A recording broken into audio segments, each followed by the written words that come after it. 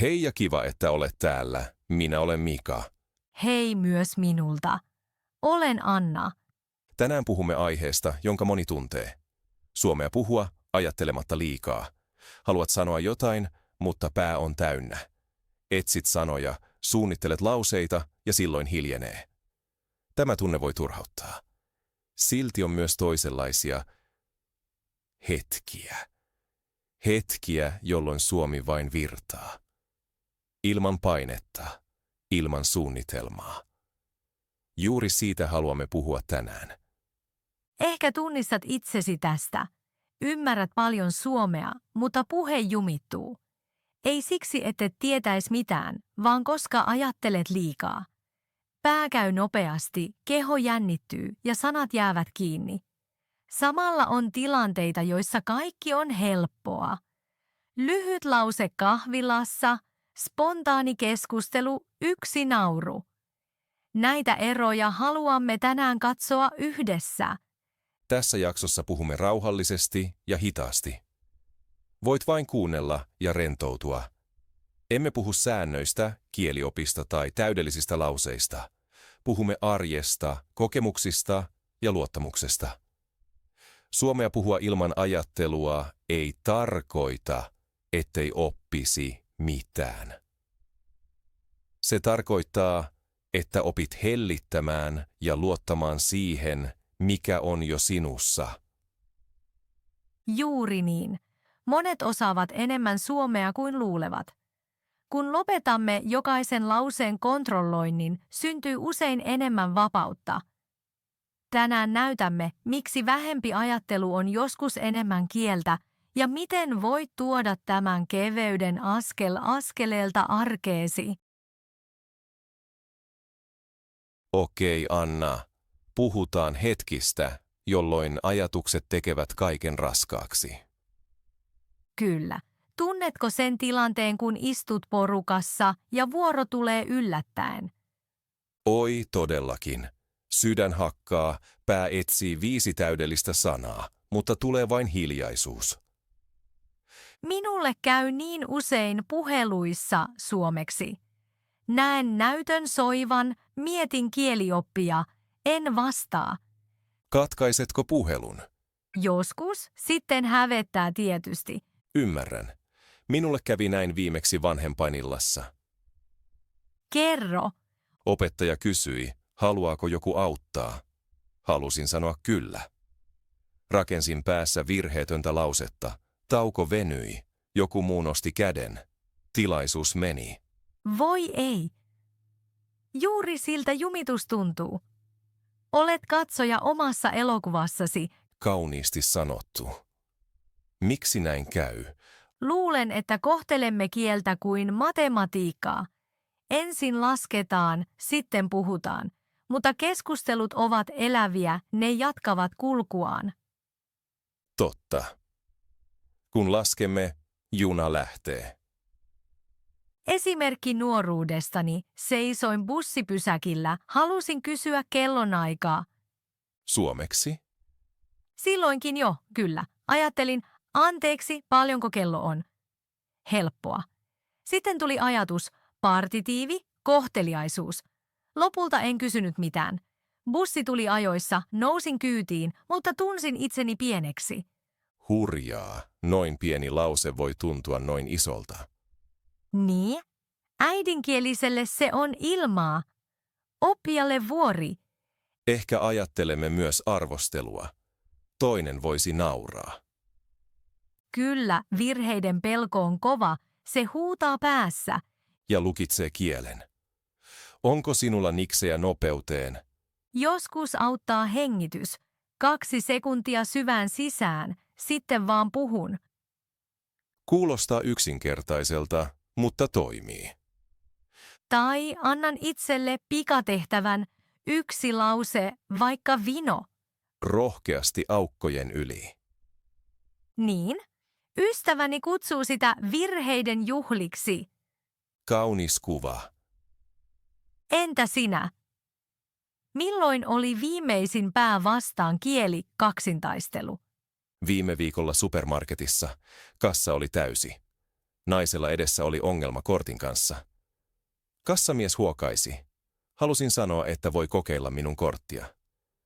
Pää etsi sanoja, toimia, kokeilla, lähimaksu. 10 sekunnin jälkeen hän maksoi käteisellä. En sanonut mitään. Ja harmittiko sinua?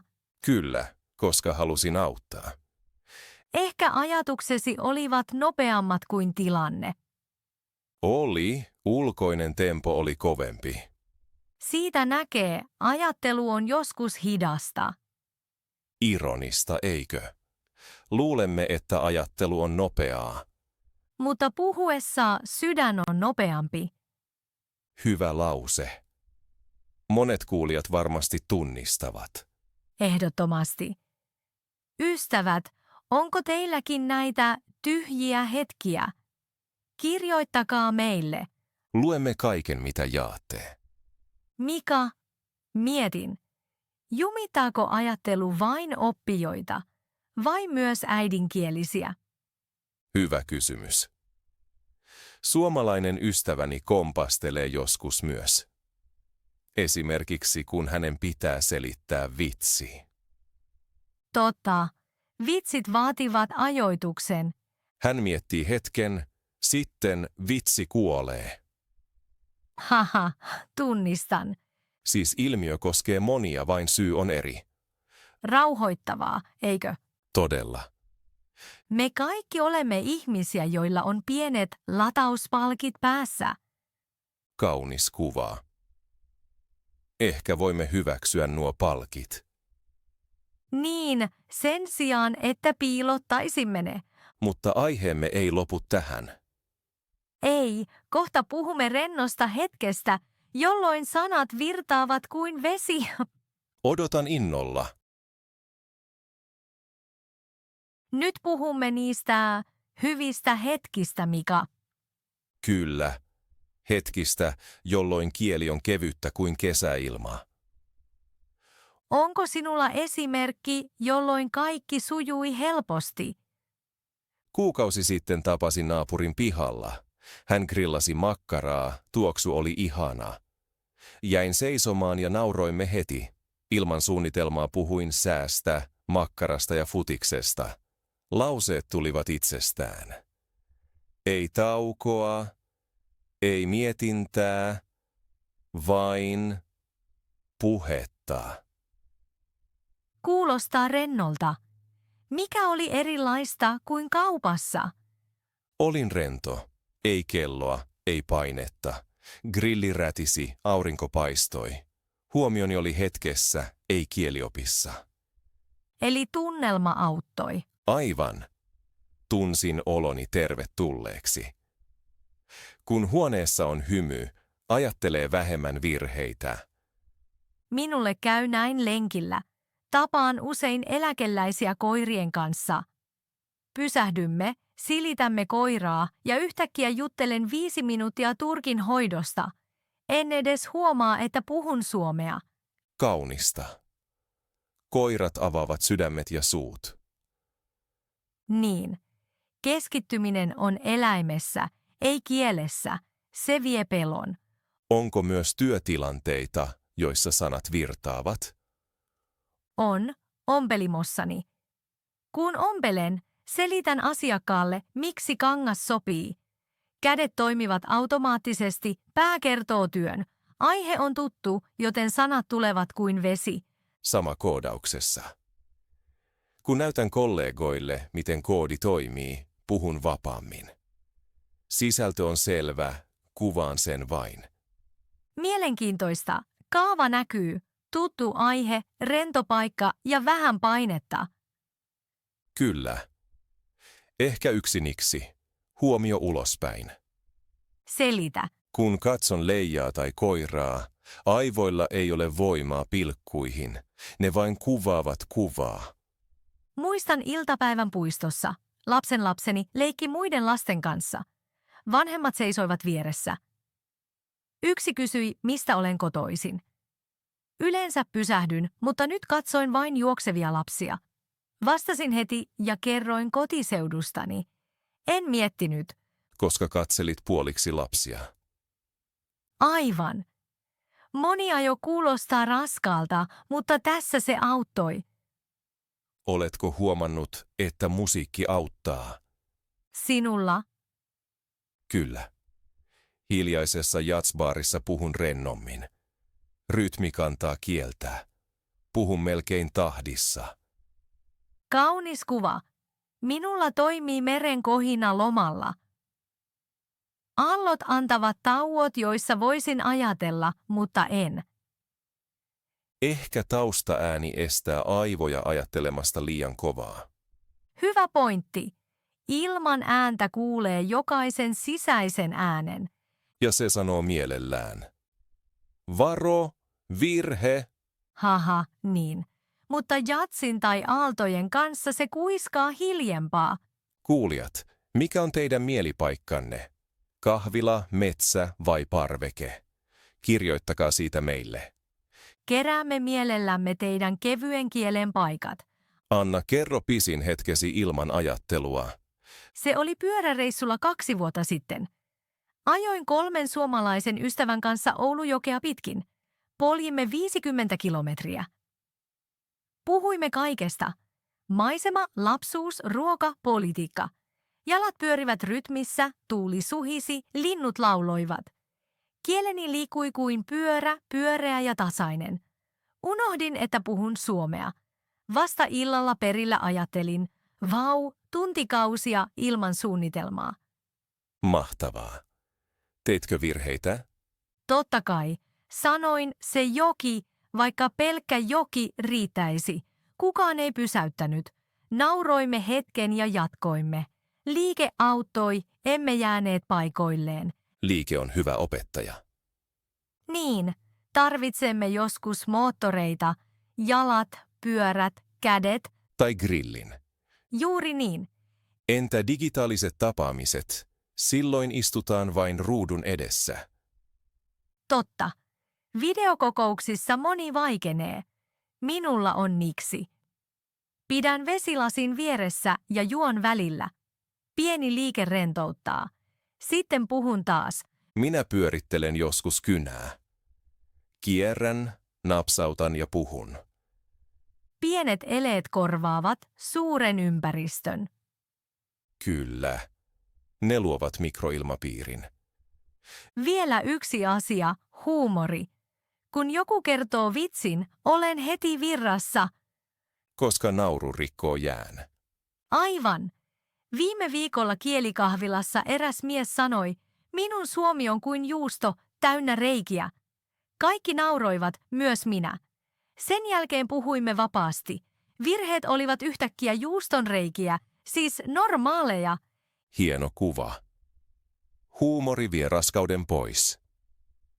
Mika, vaikuttaako vuorokauden aika? Ehdottomasti. Aamulla etsin sanoja pidempään. Iltapäivällä kahvin jälkeen puhe virtaa. Illalla kun olen väsynyt, se tapahtuu taas. En ajattele, puhun vain. Eli käyrä on hidas, nopea, taas vapaa. Juuri niin. Aivoilla on päivän tunnelmat. Olen parhaimmillani aamupäivällä, kun pää on tuore.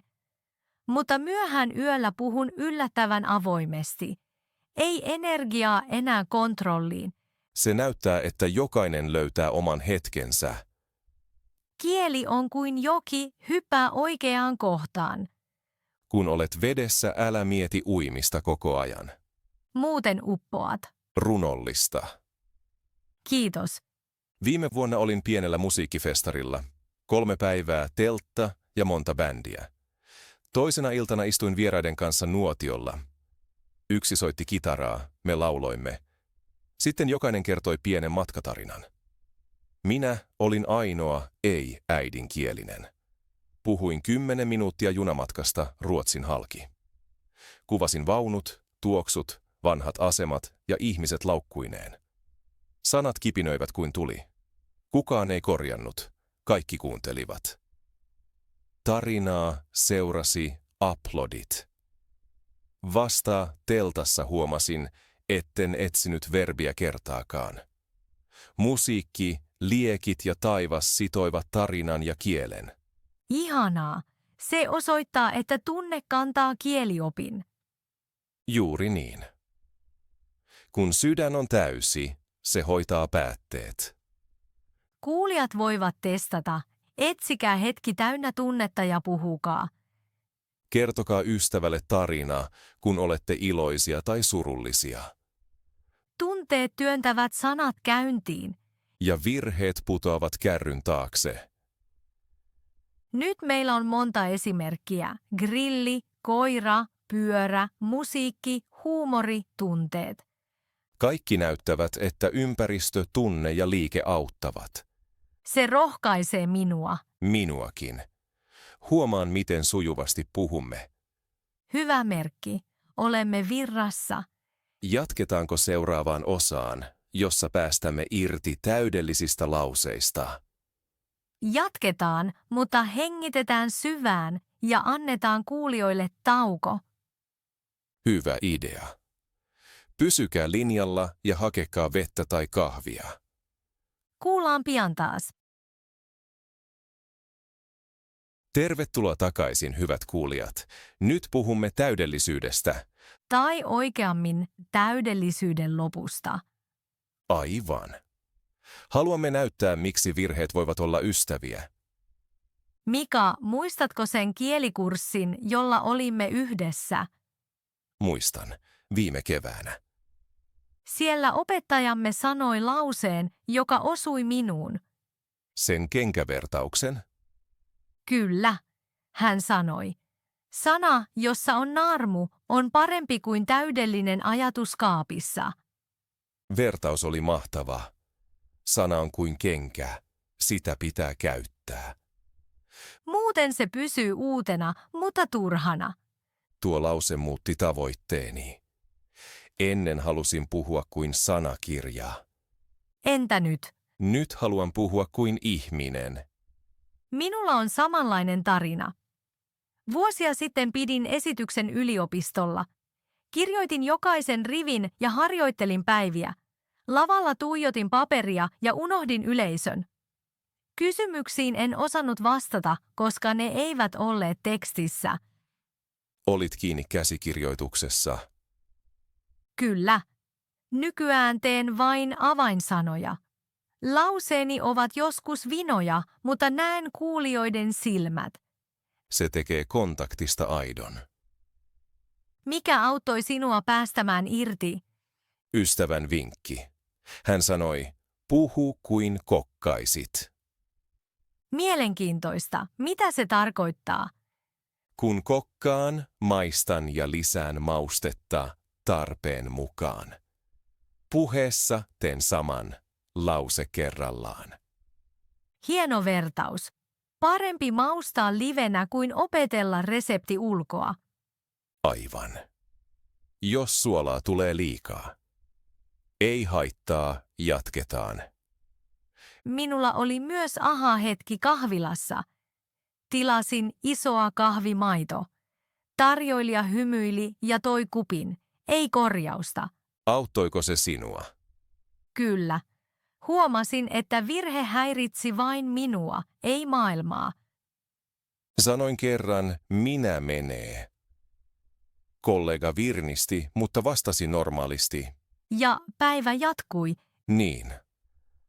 Maailma pyöri, vaikka verbi oli väärä. Rakkaat kuulijat, ehkä pelkäätte partitiivia tai päätteitä. Uskokaa, leipä maistuu, vaikka pääte puuttuisi. Kirjoittakaa meille hauskimmat sijamuotomokan. Mika, näytkö, että virheet paljastavat myös persoonan? Kyllä. Aksenttini kertoo taustani. Se värittää keskustelua. Samaa mieltä. Pieni kompastus voi avata oven. Usein joku kysyy, mistä olet? Syntyy uusi puheenaihe. Virhe jää murtajana. Juuri näin. Junassa sanoin kerran, minä olen matkustanut paljon. Vierustoveri korjasi lempeästi, olen matkustanut paljon. Sitten puhuimme tunnin hänen matkoistaan. Virhe toi teidät yhteen. Aivan. Ilman sitä olisimme ehkä hiljenneet. Toinen asia. Lapset oppivat virheiden kautta. He sanovat, minä kävelee. Maailma ei pysähdy. Totta. Lapset eivät menetä rohkeutta. He jatkavat puhumista. Me aikuisten pitäisi olla enemmän lapsia, uteliaita, rohkeita, äänekkäitä. Harjoittelen joskus vauvapuhetta itsekseni. Se rentouttaa. Ihanko totta? Kyllä, sanon autobrum ja nauran. Sen jälkeen olen rentokokouksessa. Siisti keino. Onko sinulla rituaaleja? Asetan aikarajan. Kokouksessa mietin enintään 3 sekuntia. Sitten puhun, vaikka lause ei olisi valmis. Toimiiko se? Yllättävän hyvin. Lause täydentyy puhuessa. Se muistuttaa piirtämistä nostamatta kynää. Kynä pysyy paperilla ja viiva etsii reitin. Kaunis kuva. Kieli on viiva, ei piste. Niin. Pisteet pysäyttävät virran. Opettaja sanoi minulle kerran. Puhuu, sitten ajattele. Aluksi se kuulosti hullulta. Koska opimme toisin. Ensin ajatus, sitten puhe. Mutta keskustelussa usein pätee päinvastoin. Ajatukset järjestyvät matkalla. Kuin kävelyllä. Ensin lähdet, sitten huomaat suunnan. Jos jäät seisomaan, näet vain risteyksen. Ystäväni tekee improteatteria. Siellä sääntö on kyllä ja Mitä se tarkoittaa? lavalla ei sanota ei. Hyväksyt idean ja rakennat päälle. Flow syntyy heti. Voimme tehdä samoin kielen opissa. Virhe on idea. Sanomme kyllä ja emme, stop, väärin. Aivan. Silloin keskustelu kasvaa. Anna, pelkäätkö nolostuttavia virheitä? En enää niin paljon. Ajattelen, nolous kestää 10 sekuntia, hiljaisuus usein pidempään. Hyvä lause muistiin.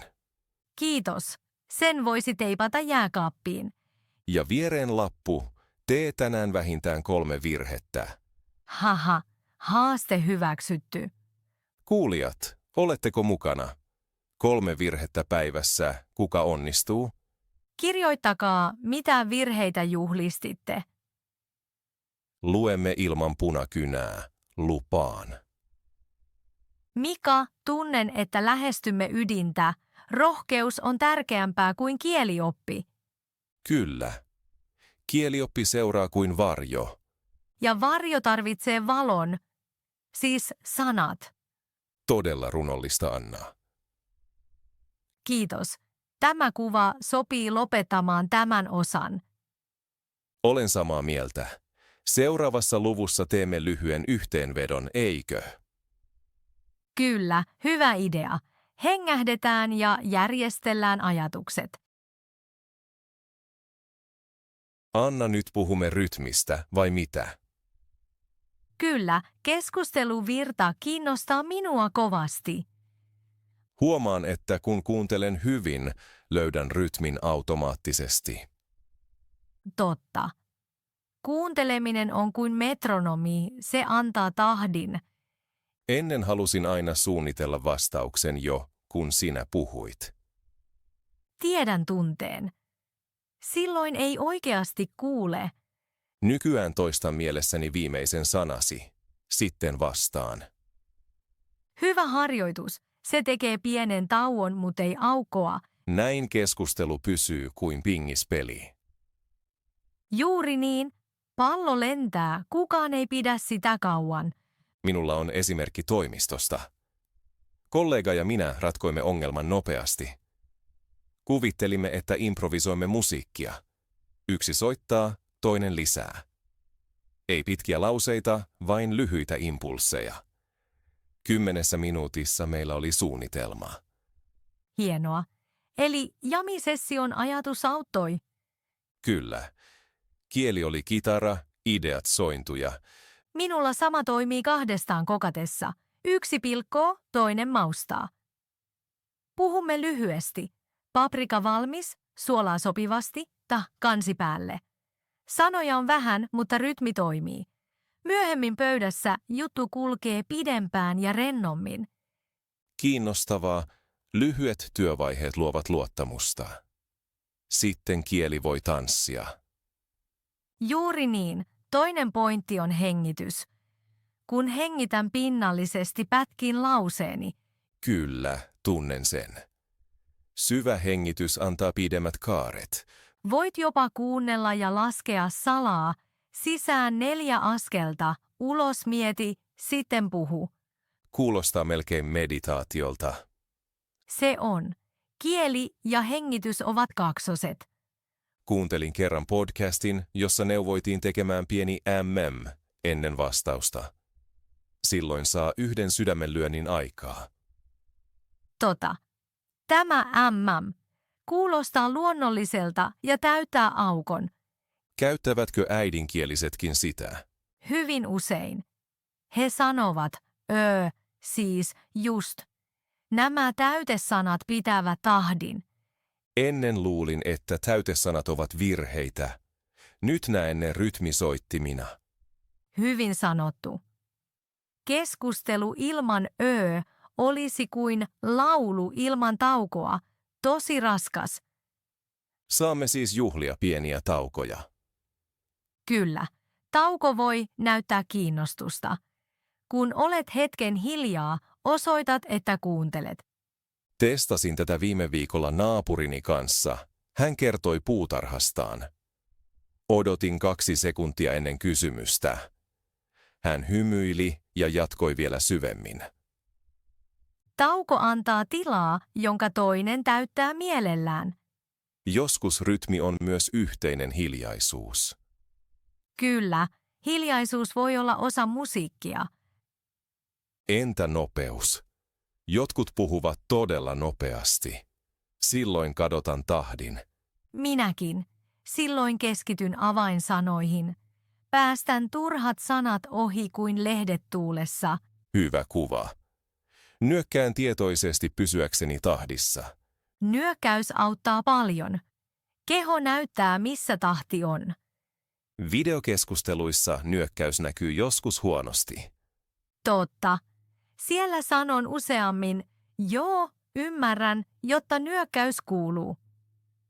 Fiksua. Pienet vahvistukset ovat kuin rumpuiskut taustalla. Puheen ollen rummuista. Oletko laskenut mielessäsi 1, 2, 3 eteenpäin? Kyllä, esityksissä. Rakennan lauseet 3 askeleen sarjoiksi. Väite, esimerkki, pieni vitsi. Se tuo rakennetta ja pitää kuulijat hereillä. Rytmi on siis myös järjestystä. Ja järjestys tuo turvaa. Kun tunnen oloni varmaksi, mietin vähemmän kielioppia. Juuri niin, silloin spontaanius voi kasvaa. Hyvät kuulijat, mikä vie teidät flowhun? Musiikki, tauot, liike, kirjoittakaa meille. Odotamme innolla arjen rytmejänne. Anna, huomaatko, että meidän keskustelumme on jo esimerkki? Kyllä, hypäämme kevyesti kuvasta toiseen, lauseesta toiseen. Se on hauskaa ja näyttää. Flow syntyy, kun sitä ei pakota. Aivan. Luo vain ehdot. Kuuntele, hengitä, salli tauot. Sitten tapahtuu taika. Luulen, että tämä oli hyvä kierros, Mika. Olen samaa mieltä. Keräsimme monta pientä työkalua. Ehkä meidän pitäisi pian vetää lanka yhteen ja koota kaikki. Hyvä ajatus. Mennään heti yhteenvetoon. Luulen, että äskeinen lause oli hyvä lopetus, Anna. Teenkö lyhyen yhteenvedon päivästä? Tee se mielellään, Mika. Yhteenveto auttaa aina. Ensin puhuimme siitä, miten liika-ajattelu lukitsee puheen. Annoimme esimerkkejä puhelimesta markettiin. Sitten tulivat rennot hetket, grilli, koira, pyörä, musiikki. Näimme, että mukava ympäristö, liike tai huumori vapauttaa kielen. Sen jälkeen luovuimme täydellisyydestä. Virheistä tuli ystäviä, värikkäitä pisteitä lauseissa. Kerroimme tarinoita vääristä päätteistä, juustoreijistä Suomessa ja improteatterista. Lopuksi löysimme rytmin. Kuuntelu, tauot, pieni, miämäm. Tai nyökkäys. Ne rakentavat biitin, jossa sanat tanssivat. Ydinajatus on tämä. Rohkeus voittaa kieliopin ja flow syntyy, kun pää, sydän ja hengitys työskentelevät yhdessä. Minusta se tiivistää hyvin matkamme tässä jaksossa. Tiivistit sen upeasti. Lisään vain, että olemme kutsuneet kuuntelijat jakamaan omia kokemuksiaan, sillä jokainen tarina laajentaa pienen podcast-maailmamme sointia. Täysin samaa mieltä. Sitten onkin aika hyvästellä. Anna, oli jälleen ilo jutella kanssasi. Samoin Mika. Nautin keskusteluistamme aina. Tänään oli erityisen lämmin ja rehellinen tunnelma. Totta. Huomasin, että ajattelin sanoja tavallista vähemmän nauhoituksen aikana. Se on hyvä merkki. Minulla oli sama tunne. Ehkä aihe auttoi heti. Pientä ironiaa, mutta mukavaa. Hyvät kuulijat, kiitos, että pysyitte mukana loppuun asti. Toivomme, että teillä oli rauhallinen, miellyttävä hetki ja ehkä uusi katse vapaaseen puhumiseen. Jos piditte jaksosta, pysykää yhteydessä ja kertokaa hetkistä, jolloin puhuitte ajattelematta pitkään. Odotamme esimerkkejänne, olivatpa ne hauskoja, sekavia tai vain inhimillisiä. Luemme kaiken ilolla ja ilman punakynää. Palautteenne auttaa meitä löytämään aiheet, jotka koskettavat teitä. Tämän päivän osalta kiitämme. Pitäkää nyt tauko, hengitäkää syvään tai kuunnelkaa jakso uudelleen taustalla. Kuten aina, hyvästelemme hymyillen. Pitäkää huolta itsestänne ja pysykää uteliaina. Nähdään ensi kerralla.